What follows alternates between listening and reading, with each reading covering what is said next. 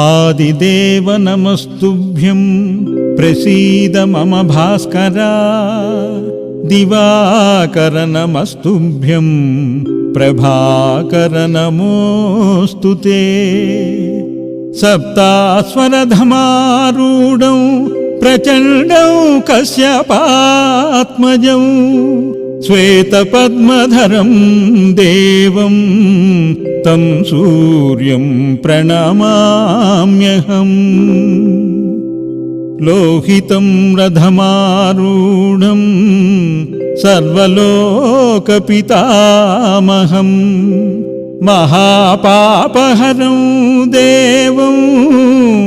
तं सूर्यं प्रणमाम्यहम्